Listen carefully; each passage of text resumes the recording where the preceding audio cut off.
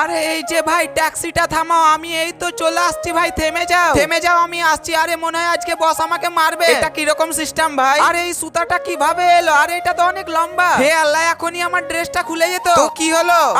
বদমাস কোথাকার, তুমি একটা মেয়ের সাথে এরকম কি করে করতে পারো? আরে বাবু, রাত করে আমার পেটটা খারাপ হয়ে যায়। বদমাস কোথাকার, তুমি আমার পিছন করতে করতে এখানে এসছো। পাগলের কাছে ক্ষমা চাও, এই তো আমাদের কোম্পানির মালিক। আরে কি বলছো তুমি? এটা ধরো, আর আমি এর কাছে কোনোদিন ক্ষমা চাইবো না। এই নিজেকে একটু বেশি অ্যাটিটিউড গাল ভাবছে। ক্ষমা করিও বান্ধবীরা, অফিসের কারণে একটু দেরি হয়ে গেল। তুমি গরিব, তুমি কি আমাদের সাথে বসতে পারো? এইরকম টাকা তোমরা কোনোদিন দেখেছো কি? হ্যালো বন্ধুরা। আরে ওই আবার আমাকে অপমান না করে দেয়। ডার্লিং, চলো আমরা এইবার একসাথে খাবার খাই। স্যার, আপনি তো কোম্পানির মালিক জিসান। হ্যাঁ হ্যাঁ, প্রিয়াও এই কোম্পানির মালিক হবে, কারণ আমরা কিছুদিনের মধ্যে বিয়ে করে নিব। প্রিয়াকে ভিখারি কথা বলাটা নাই ভালো হবে তোমাদের। কে এদের খাবার জিনিসে পটির ওষুধ রেখেছিল? প্রিয়া, এরপরে থেকে তুমি স্যারের খাবারটা চেক করে দিবে। তবে এরপরে কি হলো বন্ধুরা, সেটা দেখার আগে ভিডিওটা লাইক করে চ্যানেলটা সাবস্ক্রাইব করেন। আর পার্ট 2 দেখতে চাইলে কমেন্টে পার্ট 2 লিখে যাও।